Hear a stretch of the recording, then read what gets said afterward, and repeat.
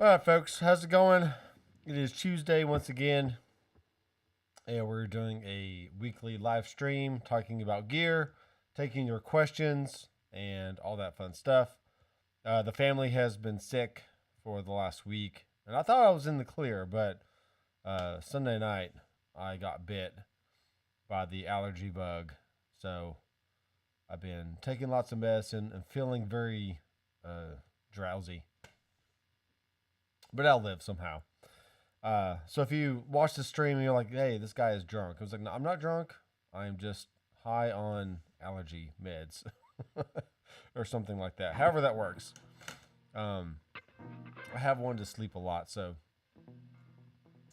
I do have a Toastmaster Pro here on my left, and we're going to be discussing the things I like about this specific unit, and really things I look for in all kinds of units. So I'll start weeding out some other modelers for you guys that, yes, I've tried, but they just didn't check all the boxes for me, and therefore I no longer have them.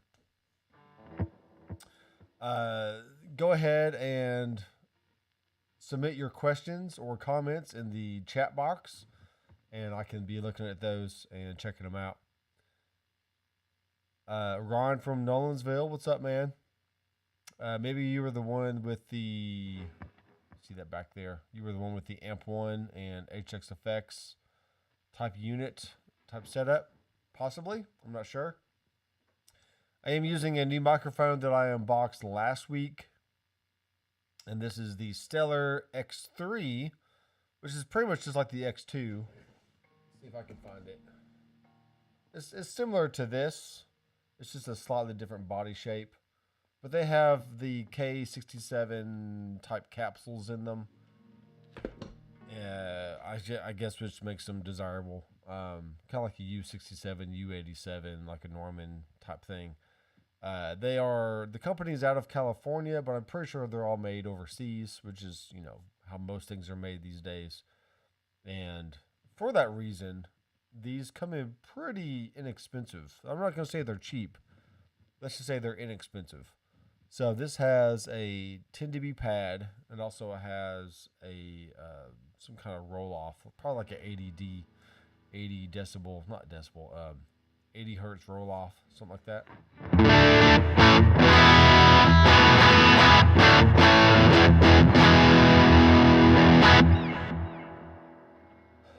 So Metal God has dipped his toes into the world of Blue Guitar Amp 1, which is an amazing amp. It sounds really, really good.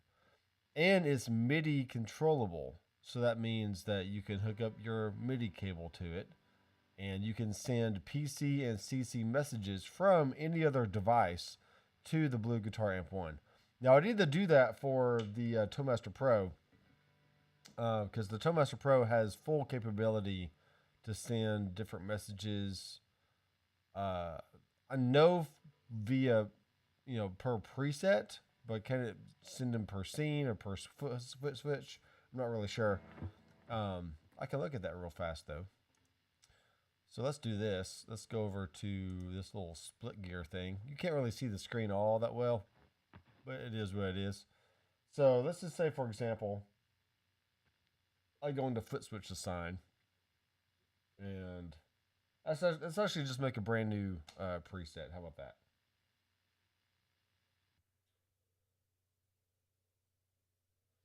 All right, we're just gonna make a new preset and then go into the view. So now you can see it's totally blank. And I do have a light right overhead, so that's what you're seeing right here, shining on the on the Toastmaster Pro.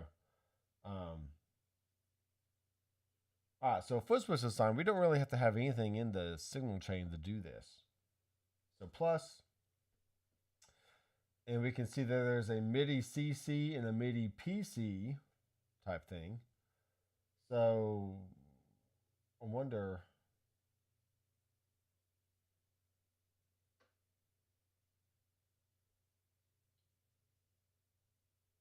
Okay, so there is a scene spillover. There's also a scene MIDI, which is very cool. So I can call up a scene, which is any combination of on and off parameter change, all kinds of stuff, and also send a message to an external amp or another external device that also turns its settings on or off or changes parameters in any which way you want. So let's go ahead and check on that. So we got MIDI channel, and this is going to be on MIDI channel 1. And we can send a program change and a MIDI CC number. So this is great. So for you, Metal God in waiting, what you can do is all my channels on the Blue Guitar Amp 1, I have them set to 10, 20, 30, and 40. So that is correlating to the different clean, vintage, classic, and whatever the last modern channel. Clean, vintage, classic, and modern. So for example, if I wanted to go in here and say program change 10, so it's going to indicate that it's my clean channel. But I want the MIDI CC to be number,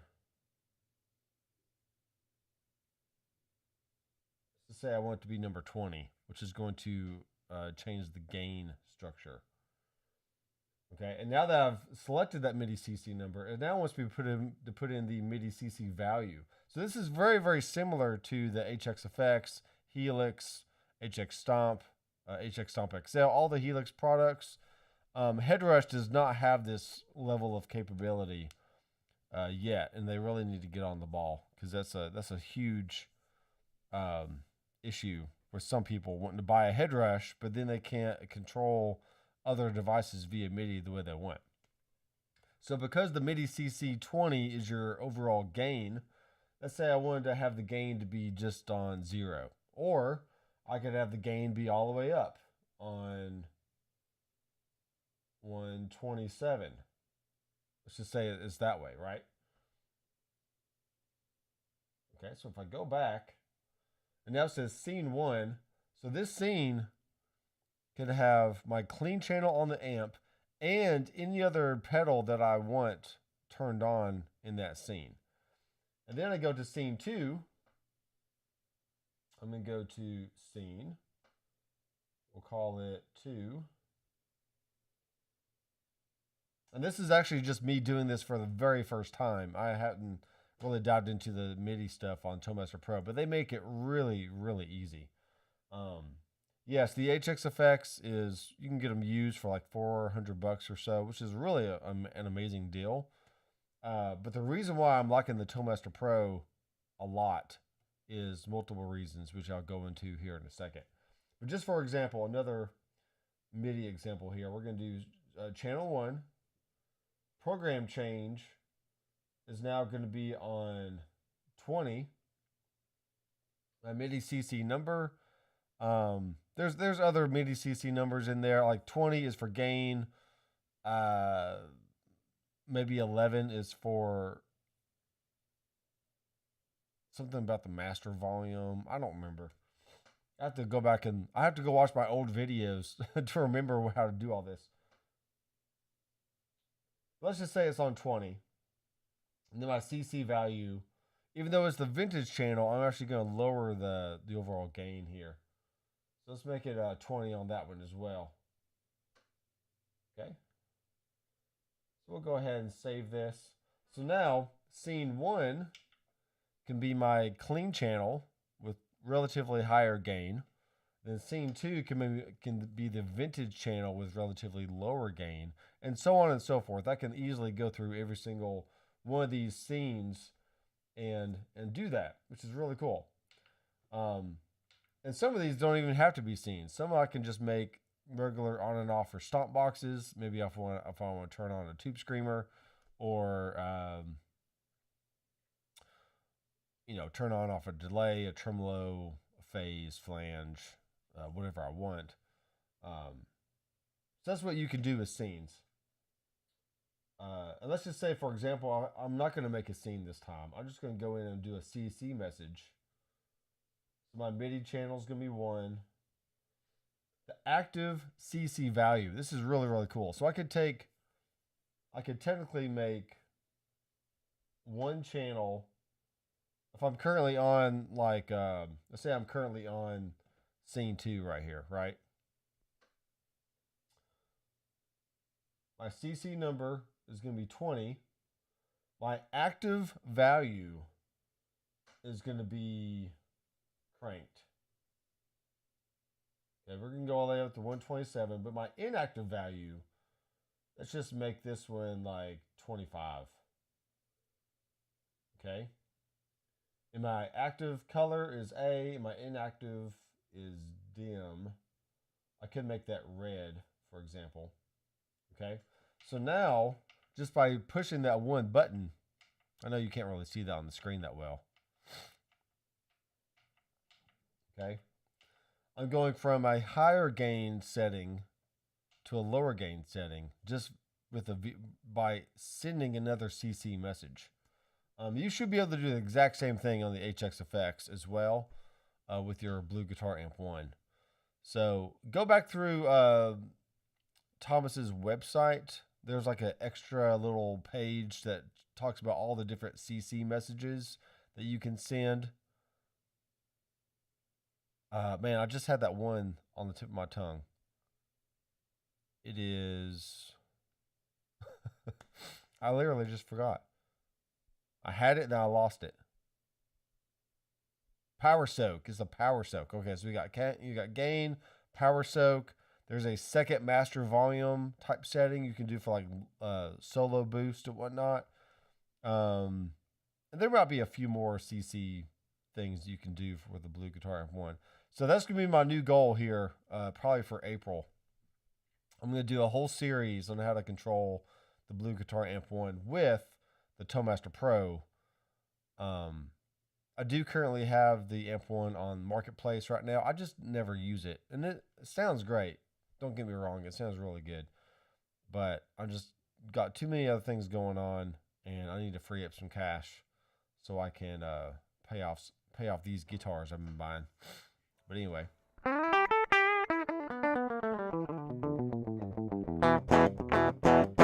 All right, so that's a good little introduction to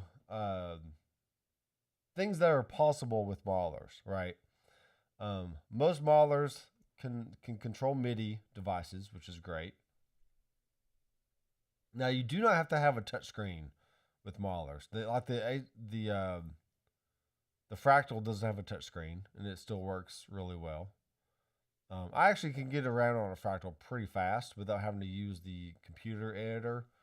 But most people, so if you're already at a computer, it's pretty easy just to bring up the editor and start editing that way.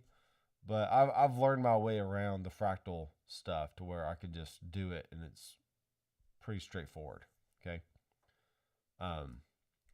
The Helix, the Line 6 stuff, also does not have a touchscreen, but they do have a little jog wheel and like all these like 5 little mini encoders below the screen, so you can easily get to all the parameters and stuff. And the coolest thing about the Helix and the HX Effects and Stomp XL is they are capacitance switches. So if you just simply touch a switch, it now highlights those parameters of that amp, that drive, that delay, that reverb, whatever you've chosen on that switch. And now you see all the parameters there that you can quickly adjust with the encoders, which is super cool. It is a little limiting on DSP as far as like the HX Effects has one signal chain that you can use up to 9 different blocks. I think the Stomp and Stomp XL are also 9 blocks, 8 or 9, something like that. And but the full-on Helix, maybe even the LT. I think the LT is like this as well. It just has less scribble strips, which I'll talk about here in a second. So it has twice the DSP power of the HX Stomp and HX Effects, but you are also limited depending on what you put in the signal path. So the more you use up like the higher DSP amps and reverbs and whatever else, the less other things you can add in, which is like your pitch shifting and some more of the ethereal type reverbs and delays. And some amps just take up way more DSP than others. That's why here lately on the Line 6 Helix, I have really been drawn more to uh, their original amps versus the ones that they make based off of other amps. So like the Kinetic, the Carillion, all the new amps they've added in the last 2 years, those sound just as good as any of the other amp models in there. And and plus, it kind of frees your brain up to not worry so much about, oh, it has to be a Fender Princeton, it has to be a Marshall JCM 800, it has to be a dual rectifier. As long as the sound is what your ears are wanting to hear, then who cares what you call it, right? And plus, with some of these other amps that Line 6 has come out with, they're making things that you can't do in the real world, which means you're getting even more unique sounds out of these amp models than what you can get with a Fender Princeton or whatever else. Okay. So there's that. So there's the DSP factor of it. And the reason why I like the Toemaster Pro is I can add a lot of things in here without running out of DSP. So just for example, I'm going to add a block here. Now we can't do this with combos because combos have a convolution reverb added in to the overall signal or the overall DSP of the amp. And that does take up a lot more juice. So I'm going to add in an amp head. Let's just say we add in a bassman. Okay. Let's say I want to add in a Fender Princeton. Let's see what else I can add in here. Amp heads. Let's do a Vox type thing. So there's 3 different amp heads right there. I mean, if you can't get by with 3, then what are you doing, you know? But just saying, see what else we can do. Amp heads. You know, I'll bypass that. So now we got 4. We got 4 amp heads, which is crazy. Let's add another block. Amp heads. And when things are grayed out on the screen, that means you can no longer, put them into the signal path. Let's just see what else we have available here. We still have a lot. So let's do a tangerine. Yes, and that's on. So we're going to turn that off or bypass it. So now we got 1, 2, 3, 4, 5. We got 5 amp heads in one preset, which is insane. And then I can go in and I can either assign those to a switch.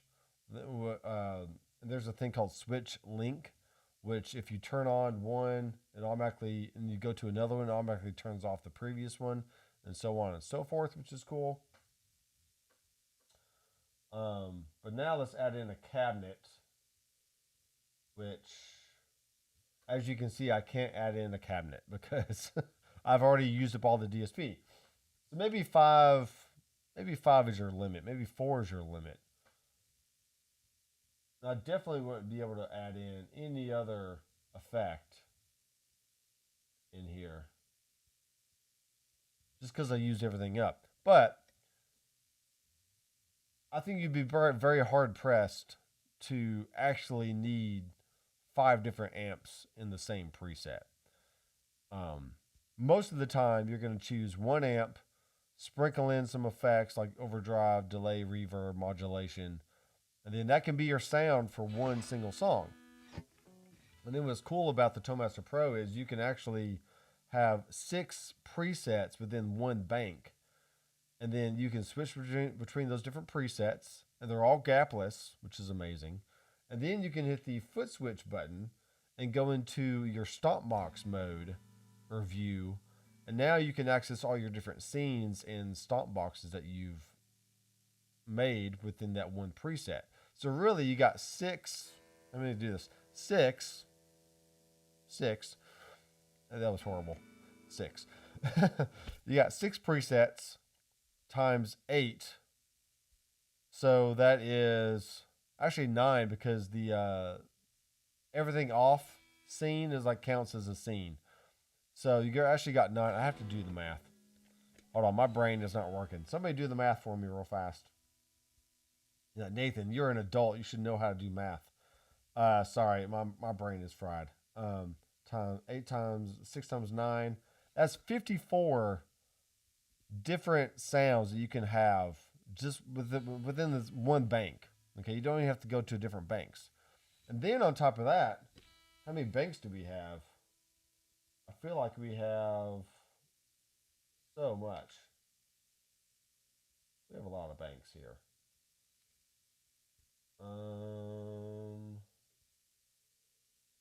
Well, there's 504 presets. So let's do this. 6 divided by 504 divided by 6. That's 84 different banks of presets. Okay. Times 54. Wow. Is that right? Yeah, okay. 84 banks. 84 times. I don't even know if I'm doing this right. 84 banks times 54 sounds. No, that's not right. It's like 4,536. Anyway, I don't think I did that math right. I'm trying to figure out how many unique combinations of options that you have in the Toastmaster Pro. It's a lot. Let's just say it's a really whole lot. So, let me go to the bottom here. So there's that. There's the DSP factor of everything, is how much can you put into a single preset without having to go change to another preset. Okay. And the Helix is really good about that. You can have a lot of different scenes or snapshots within a preset. And then within that, you can have 10 different stomps as well. So Helix is a little special. And it's really the OG of all these modeling units, as far as like the more modern design.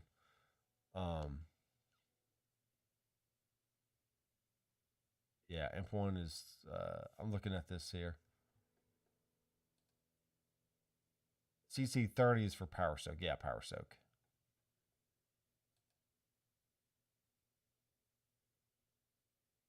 Yep. I feel like I'm sweating now. Getting hot. All right, so DSP, there's a factor when looking at units.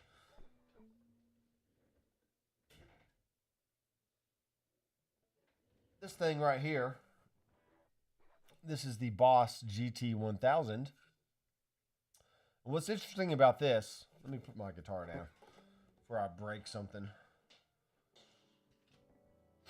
This pretty much already has a signal chain built for you. You literally just go in and turn things on and off, which can be cool, but it can be limiting as well. They only give you one reverb block in the signal path, and there's a delay master which has some reverby type things in there. But the whole goal of this is to use the 5 presets on the bottom to switch between your patches. And because things are very uniform within the signal path, there is 0 gap when you change from one preset to another. Because it didn't have to think about, oh, this block moved from here to here and it changed from this parameter to, just whatever. And it's also pretty small, very lightweight. It's very rugged. It has a nice treadle in there for your expression pedal. Treadle for your pedal. And then it does have memory and manual mode. So in memory mode, you can switch between 5 different patches within one bank. but you're not allowed to name. You can't see the names of what those are on the screen. And plus, it does not have scribble strips. So that leads me to I have to have a modeler with scribble strips. I just really have to. Okay? That's why I like the Toastmaster Pro, even though it is more expensive. You do get a lot of information here on this screen. Let's see if I can plug this in here. I am using I have the TF5 from Yamaha set up in front of me. This is the board right here. You can see it a little bit. So I have my microphone sound all dialed in, and I actually have a gate on there. If there's like any extraneous noise, it just kind of gates it out when I'm not talking. And if I want to mute my microphone real fast, all I have to do is simply just reach over and turn it off. Check, check, check, check, check. Or if I have to sneeze or cough or something, I can just reach over, turn it off, and it's great. In my other interface I was using, I always had to grab the mouse, go find the screen, find the fader, find the mute. It's just slow. But now I just literally just turn it off like that. Hey, hey, hey, hey, hey, hey. So it's pretty cool. All right, you can kind of see it right here.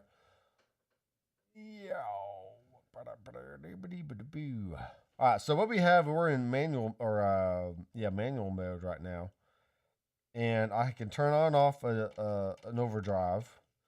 I can assign this to like a phase. Here's a flange. Here's a tremolo. Here's a chorus. This one switches between my top and bottom row. You can kind of see that a little bit right there. There's like a divider, so you have a top row which has you can have it be a clean sound, then your bottom which can be your overdrive or whatever, like that, which is kind of neat. So if I go back to if I hold Control 3, just exit out of that. Okay, so here's my memory mode. And you see it says 1 through 5. I do not like that.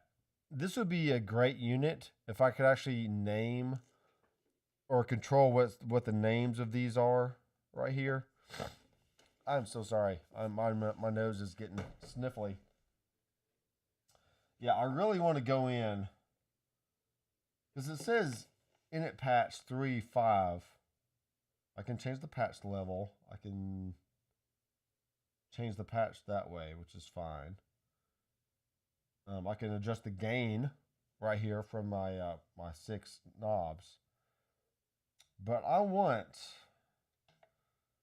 really want control mode.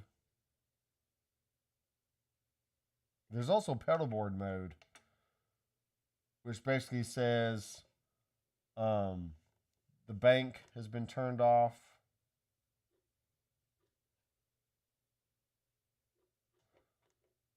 Yeah, I'm just in pedal board mode right now, which may be fine. Maybe if you just want 1 amp and you want to turn on and off different pedals, that's fine. But there's really not a way to have like scenes or snapshots in here. So I'm going to go back in, go into menu, control mode, put this back on memory. But yeah, I want to be able to name these blocks right here, and I just can't. So therefore, as great as this unit is, there's just certain limitations I do not like about it. But if you gave me this for a whole tour and I had to figure it out and just use what I got, then yeah, this would be fine. I could get by with one of these. And it's not that much bigger. It's probably 3 inches wider than a Toastmaster Pro, and not quite as tall as a Toastmaster Pro, and it has a foot switch built in. But if you join the Facebook group for the GT1000, there's a lot of very satisfied customers in there, and And it just works really well. So that would be my only thing. Maybe I'll I'll look at the manual for this and see if there's any way to change the names of those. I just don't see a way to do it. Control assign. This has patch MIDI as well, which is cool. You can control the number, the CC, the bank. That's all kind of neat. Oh, wow. This is really in depth. Almost too in depth. Control function.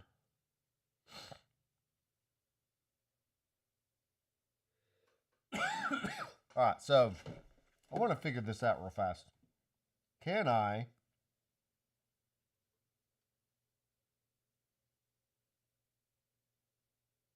patch system function 1 patch 1? I just don't know what that means. There's your manual mode. Toggle preference patch.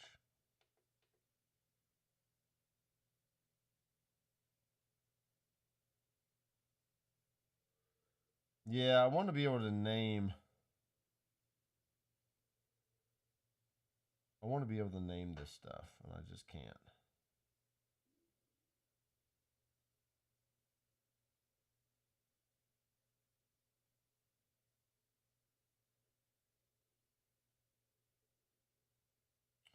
Okay. I'll mess with that a little bit later. So scribble strips. That's kind of why I like to see like actual strips above the switches here, so you see exactly what you're seeing. I have a screw on the floor. It's great. What's up, Pete? Pete from New Jersey. Thanks for all your Headrush videos. You really helped me out a ton. Great. Headrush is doing good. I have the MX5 over here. I do, unfortunately, have to send back the Flex Prime because I got that on loan from Zounds.com. But I might get a Prime, a Headrush Prime next because I haven't used that one yet. I originally had the Core. I've had all the legacy units, but Headrush sent me out the Core, and that was a good unit. I got this Flex Prime on loan from Zounds, but then I got sent it back. So maybe now they can send me out the Headrush Prime, and I can look at the big boy and make some videos on the big Prime unit. And it does have more switches. It does have actual scribble strips, and all that stuff. So, which is what I like. And it has all the ins and outs on the back. So let me know if you're interested in seeing some Headrush Prime videos. And I want the Flex Prime. Yeah, the Flex Prime, I mean, it is really good. It's a very cool unit. It's very small. It's the exact same form factor as the MX5.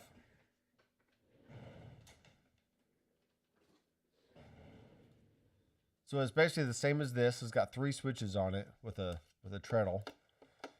All the same ins and outs. Nothing special there. But you do get the editor, and you get all the new effects in there, and some alternative ways of switching these around. Now I've grown accustomed to using this and being able to get around and do what I need, even though it is limiting. But yeah, the Flex Prime does give you that much more flexibility on what you can do with the unit and different stuff. So I think for small gigs, if you're not needing tons of sounds, not needing to switch a whole lot, then the MX5 is really good, or the Flex Prime is really good. If you want to step up to a few more switches and a few more capabilities as far as XLR outs, 1/4 inch outs, amp control, all that kind of stuff, then the the core is a good option for you. And if you just want the full gamut of options, then you can get the Headrush Prime, which is also really good.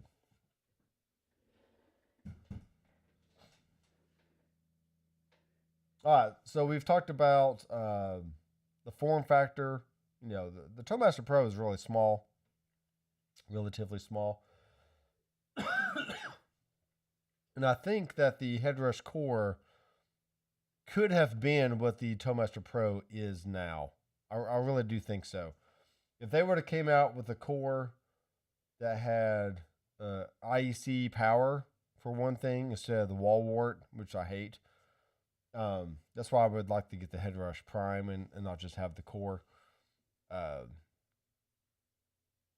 I do prefer IEC power if I can get it. Okay. The boss does not have IC power. It has a wall wart, but it is what it is.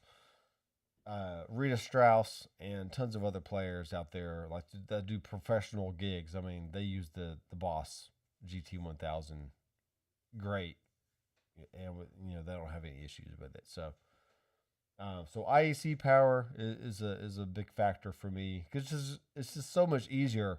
If you forget your power supply, that has to be special to the unit. But if it's IEC, you can literally just use any IEC cable and power up your board, and you're good to go. So that is one deciding factor for me on what type of unit that I regularly use for things. You might show up to the gig, it's like, man, I forgot my power supply or my power cable. And the sound guy's like, oh, it's fine. I got tons of IEC cables. Here's one. Make sure you give it back at the end of the gig. And that's a good idea to do. The MX5 is perfect for me. I just play at home these days in a few jam sessions. Yeah, it's fine. What I've often done was I will use it in rig view. So I'll have 3 rigs per bank. Then I'll bank up to the next one, and I can have 3 more rigs, and then bank up 3 more rigs. So therefore, you can do 3 different combinations of like I want a Princeton amp with my clean sound, my rhythm sound, and my lead sound. Then the next bank up, you can have your let's say you want your Vox. Now I want a Vox clean and a Vox rhythm and a Vox lead. And then I want a high gain thing. So I want maybe like a clean combo amp, then go to my rhythm sound, which is more of like a dual rectifier rhythm, then a dual rectifier lead. You can just keep banking up in groups of 3, and you always have 3 sounds ready to go. You can rearrange them in the set list order and all the stuff. So, yeah, the MX5 should be plenty for most people. Just jamming and writing and doing stuff like that. So, Richard Kaplan's in the house. What's up, Richard? It's good to see you. So even though some units can be small and have less switches, there's still a lot you can do with them. And it's really based on your budget. I mean, if the Toemaster Pro is way out of your budget, not out of your league, because you're more than good enough to play any of these units. But if you just don't want to spend the money on a Toemaster Pro, then yes, a Headrush MX5, Flex Prime, Core, even the new Headrush Prime is below $1,000 these days. I'm pretty sure. Let me move this over here. Let's go to now. Zounds.com is my official affiliate partner, but that doesn't mean that if you want to shop through Sweetwater or something, then I have affiliate links for those as well. So if you're buying something, then please use my link, and I get a nice commission from that. And I would appreciate any and all help in that way. Let's see. We're going to do Headrush Prime.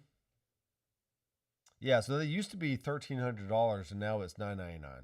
So they have lowered the price pretty good. I mean, $1,000. I mean, if you every time I look at getting a pedal board together of like maybe an overdrive or something, right? I'm gonna make this window a lot smaller. this window nice and small. There we go. And now see everything on my screen. All right, so what we're doing here is if you consider the amount of money you would spend on a good overdrive pedal, this is a dual overdrive. So this could be like anywhere from 200 to 250 by itself, right? Then you add in a delay pedal, which could be $100. So now we're up to like 300, 400 or so. And then you add in, you can't have just one reverb. You have to have two reverbs. Now you got, and those are probably $100 each. So now you're up to $500. So even on a smaller scale pedal board, you're already in $500. Okay.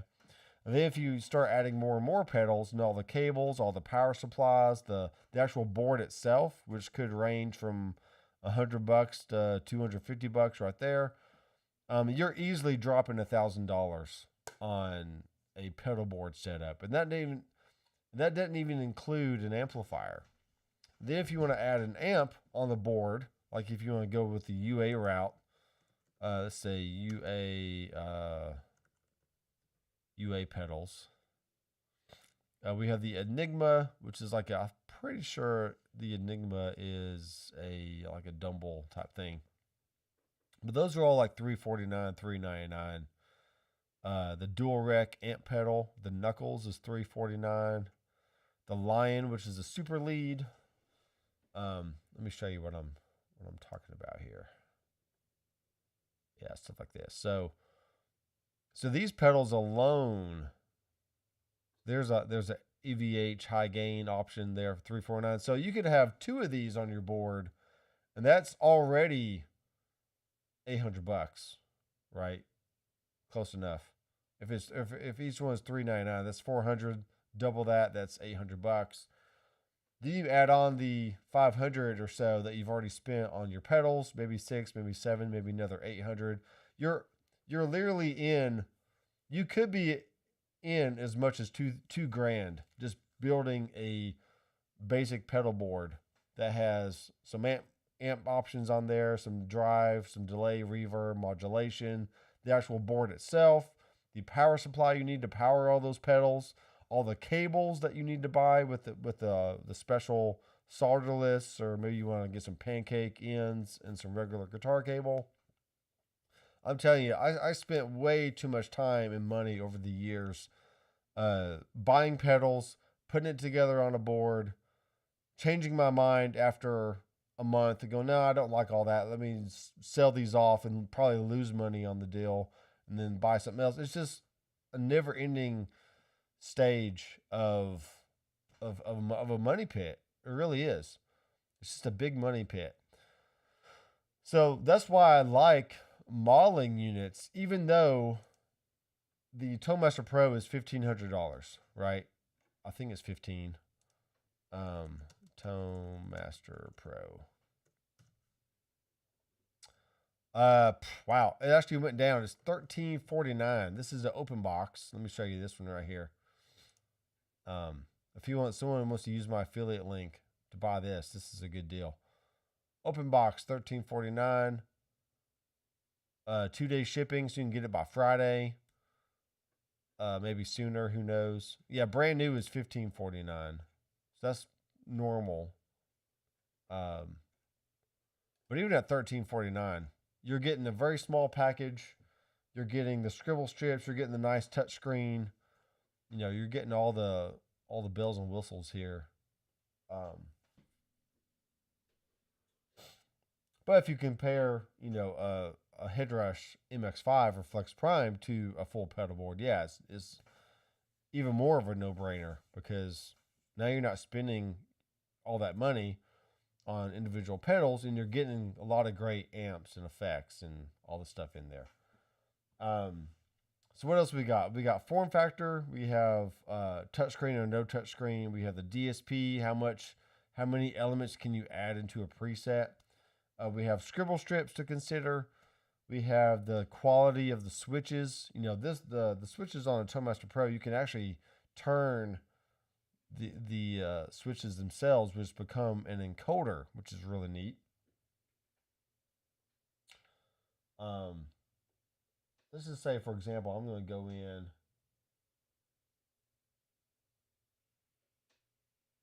Let's add in a deluxe reverb here. Now you hear all that natural spring reverb. We also have tremolo. Turn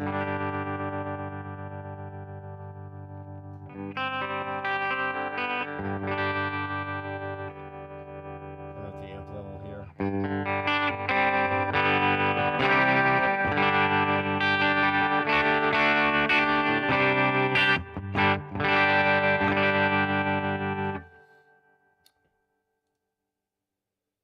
I was trying to crank a Princeton and control it with the volume on my guitar. My pot is cutting out around 4. Cutting out. You may have there's an input gate. So click on the input block on the beginning of your headrush chain. Then make sure the threshold of that gate is down lower. Because if it's not getting enough signal, then it will be cutting off. So that's probably what's happening. Because using your volume pedal should not affect the sound getting cut off. Unless there's a gate engaged. Which you can also turn that off if you want.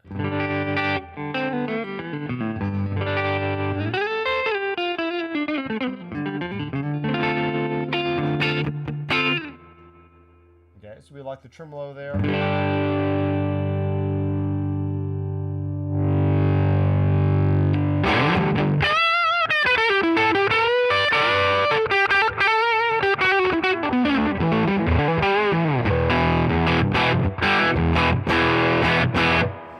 What's cool about this is I can have a few different scenes here. So let's just go in. I'm going to make a scene. Let's make another scene. I'm just doing all this really fast.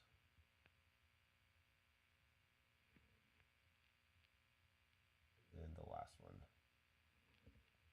I'm not gonna try and name them or anything. Alright, so all scenes off. See, this is bass scene right there. I'm gonna make this be nice and clean. Okay,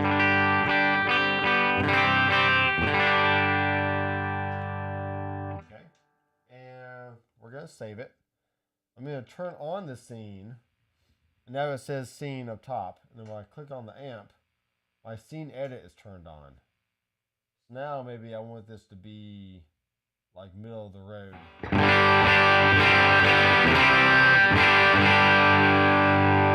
Actually, no. I'm going to have that stay on 3, but now I have my intensity on the tremolo be high. And also turn up the reverb.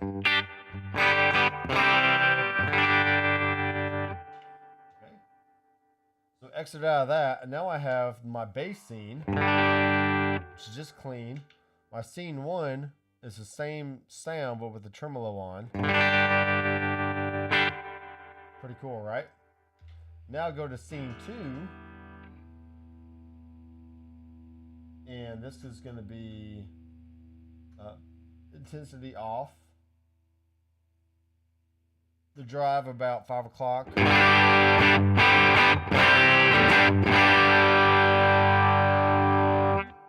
Maybe dump a little bass out of that.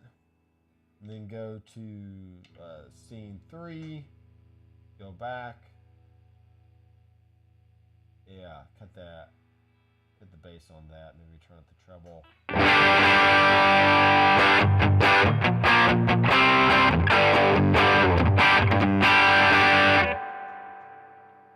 Okay. So very similar like snapshots on a Helix or HX Effects or HX Stomp, Stomp XL. You can control the parameters per scene. Now if I turn that off, I'm back to my bass, which is just clean. Then I got my tremolo. Then I have my rhythm. And I have my higher gain.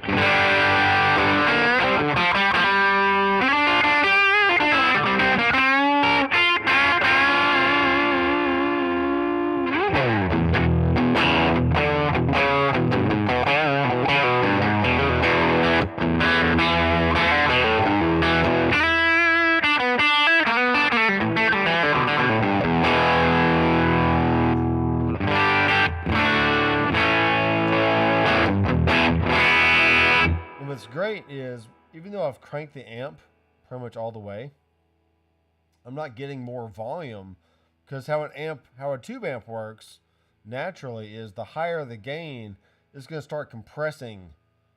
You know, the tubes are going to start compressing. The power tubes are going to start, limiting the sound. And so you don't really get more volume, you just get more gain out of the amp, which is great.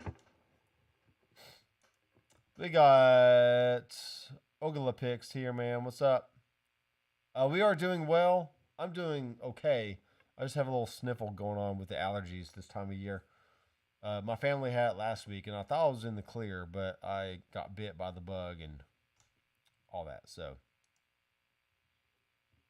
some Headrush Prime vids would be awesome. Yeah, I'll look into that. So I'll go ahead and put in a order request from Zounds and get a Prime in the studio that I can use for a few months and just make some videos with that.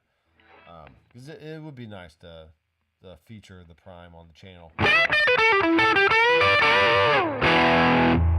then turn that back off. Let's go ahead and edit these now. So scene 1 is going to be trim. Okay. Scene 2, name.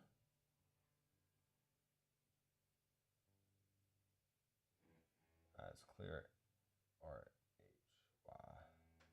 It's going to be my rhythm.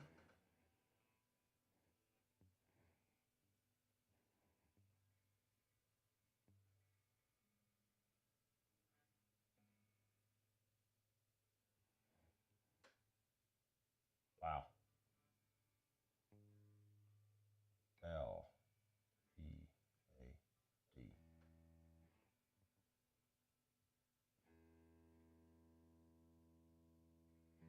All right, so there you go. We have my my bass sound, which is just clean, and then trim, and rhythm, and lead.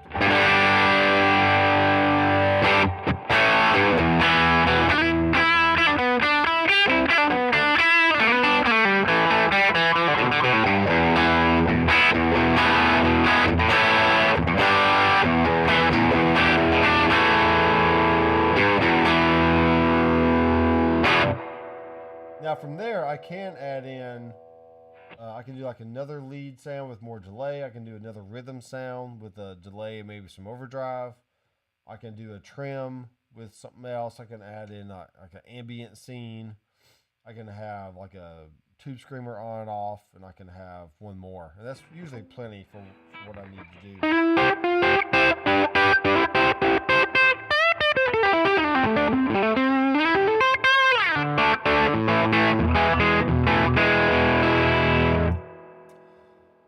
Let's see. Yeah, it'll be fine. We'll get in there. The high gain you did just sounds awesome. Yeah.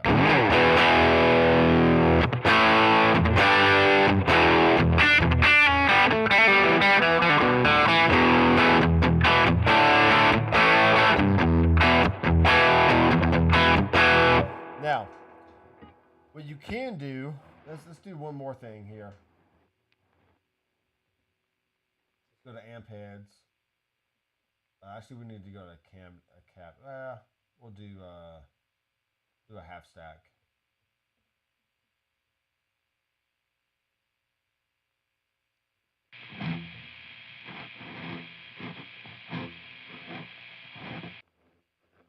All right, let's go to this scene here.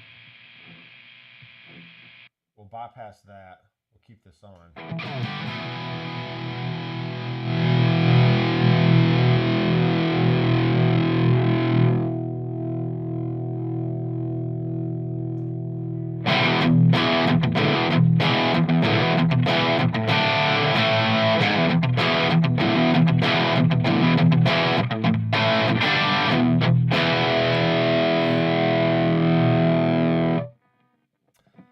Is this direct? Yeah, I'm going into my mixing board right here, which is the Yamaha TF5. What FR?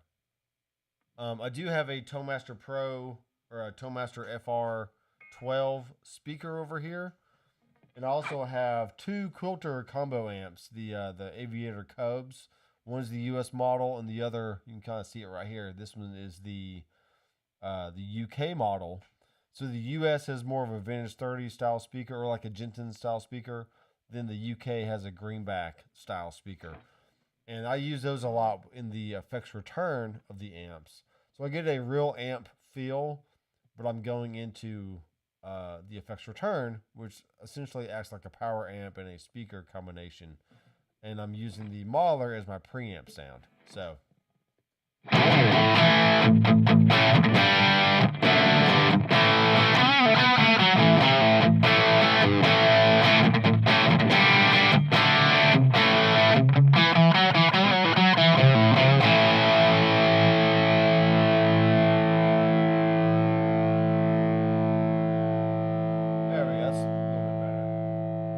Lower the ISO on the camera here, so you can hopefully see it better.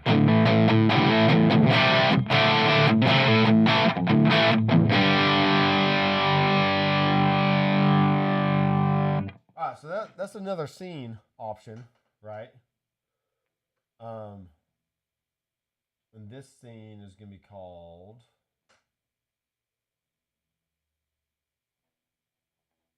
Just call it rec, for dual rec. So now, going back, if I go here, I want this to be off. Then I want this to be off. So it's better if you do this.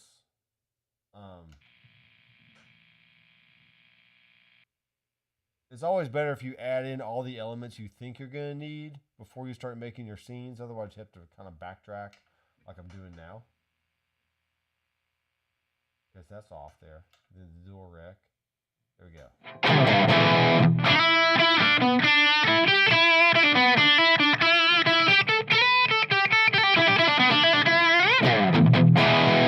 Alright, let's add in a microphone over here.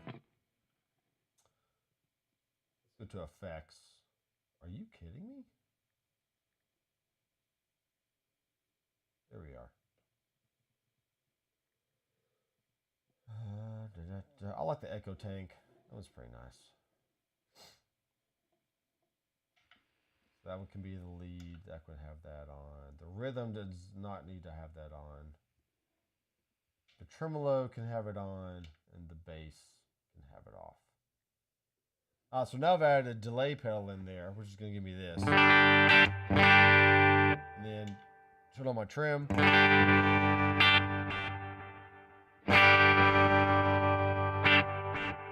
A little bit of delay in there. The rhythm is going to be more dry. The lead is going to have the delay on there.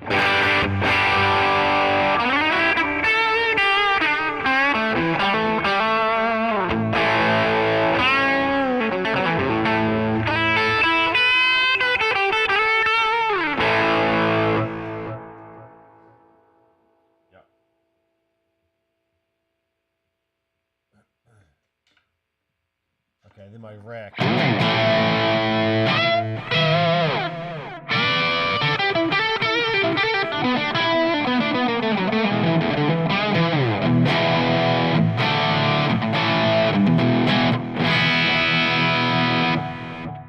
back to my bass sound. Yeah, there you go. It is a glorious, glorious thing.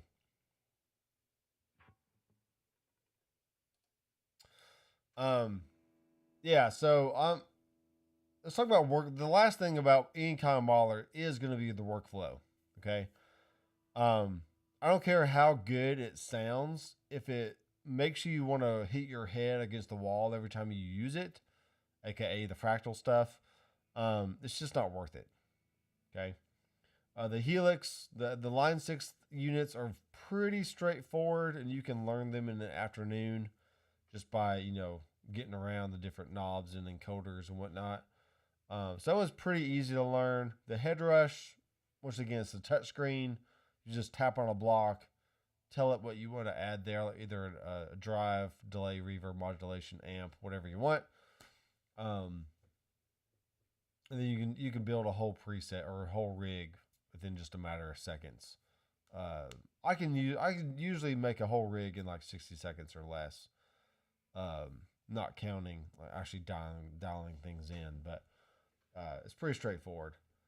Fractal is really good tone wise, but it does take a little bit of patience getting to know the knobs and where to push and where to turn and just how to set things up. So that's why most people say to use the editor, the Fractal editor, and not the actual interface itself. I have not spoken on the Quad Cortex. I do like the Quad Cortex as far as sounds go. The workflow for me just wasn't right. Maybe they fixed this in later updates, but one, the foot switches were way too close to me, and it didn't have an IEC power supply. It had a wall wart, and it just made that connection very not sturdy at all. But it had a touchscreen, and it did not have scribble strips, which I didn't like. So really, I probably kept that one for about maybe 5 months, and I sold it off because I just didn't see myself liking or wanting to use the Quad Cortex for very long. The Kemper sounds really good. The workflow you can get used to. It's just not, it's very much like the Fractal. It's not straightforward. So you kind of have to use a little bit of patience with that one, and to get everything out of it that you want. But once you get things dialed in, it sounds amazing. So don't get me wrong on that. So I think over all the units I've tried over the years, and yes, even though I am a headrush guru, I mean, I do tons of headrush stuff.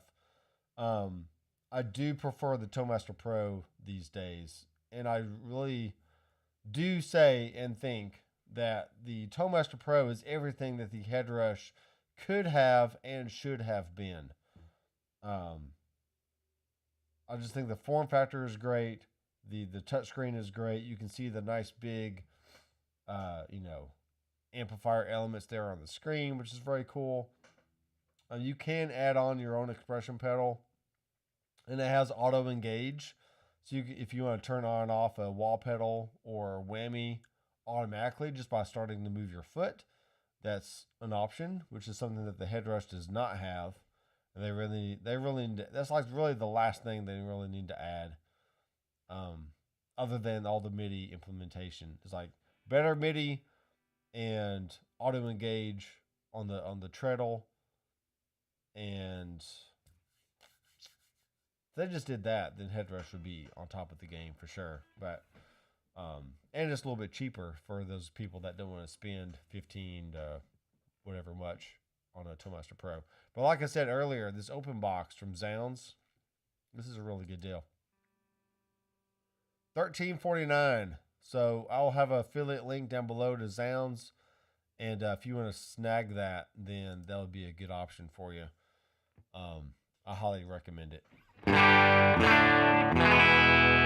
So this is a very cool setup here, because I literally have 2 amp models and a delay, and I can get tons of different sounds just from these 2 things without having, all the drives and all the other delays and reverbs and modulations and stuff. It's just 2 amps, a delay pedal, and I can get tons of nuance and sounds out of it. So once again, here's the bass. Go to my neck pickup. You can get jazzy, you can get country, you can get bluesy, poppy, whatever you want. Turn on the tremolo. Go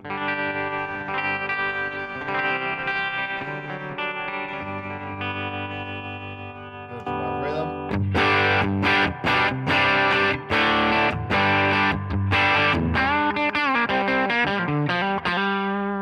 I go to my lead.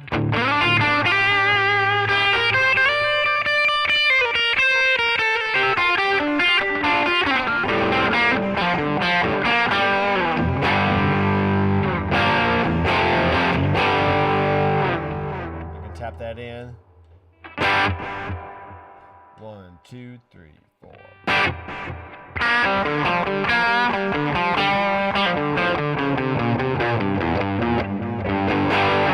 And then go to my dual rec. check for a different lead sound. All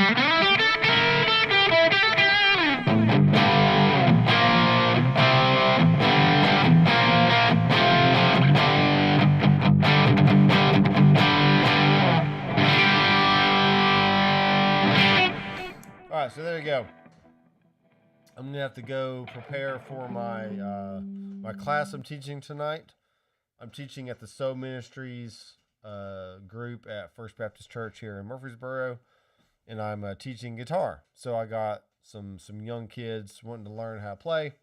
So we're learning, the fretboard and some scales and some shapes, and learning how to strum and all that fun stuff. So.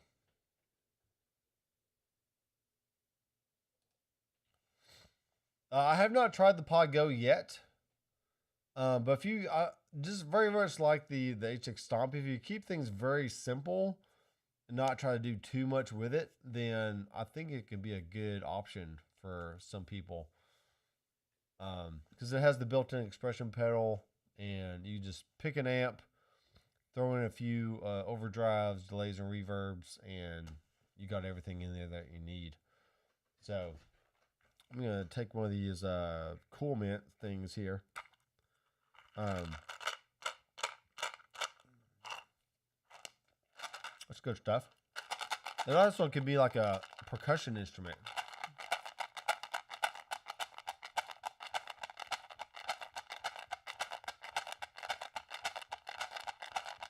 Yeah. Roll that down on a pop track and let the Grammys just start rolling in, you know. Rolling in the Grammys. If there's no further questions or comments, I want to thank everyone for hanging out with me on Tuesday. It is the show is called Tac-O-Bout Gear because it's on Taco Tuesday, and it's just a fun play on words, and I like playing on words. I like to play with words; they're fun. And so I will. I gotta send some things back to Zounds and let that breathe for a bit, but then I'll definitely put in an order for a Headrush Prime. Get that here in the studio so I can try it out. And then just let me know what kind of videos you want to see on the Headrush Prime. And maybe how it compares to the TriMaster Pro. Maybe how it compares to... sorry, I shouldn't have put this in my mouth. How it compares to the Line 6 Helix. Maybe to the Boss GT 1000 down here.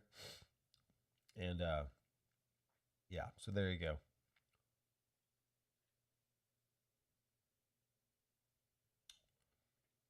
Yeah, it's gonna be a good day. I'm gonna get some sleep tonight. That's for sure, though. Metal God in Waiting. Yeah, I definitely need to do the MIDI stuff on the ToneMaster Pro and how it changed things on the Blue Guitar Amp 1. I need to get that set up pretty fast before I just get too busy and it gets pushed back. But honestly, I try to set up all my cameras and stuff on like a night, like either on the weekend, on a weeknight, or on a weekend, and just try to bang out like 5 or 6 or 10 videos at a time, and then I can go back and edit those on my own time and get them scheduled out. But it does save a lot of time when you batch record like that, because you're not trying to like set up everything, record one video, and then, go break everything down just to reset it all back up. It just doesn't make a lot of sense. So if I can get that set up for the ToneMaster Pro, then that'll be really good. Because honestly, the ToneMaster Pro is a full package. I mean, it is more expensive, but it does a lot, and it sounds really good. So I highly recommend it. All right, guys, thanks for watching. I am Doctor McFarland. I will see you in the next video. Keep rocking.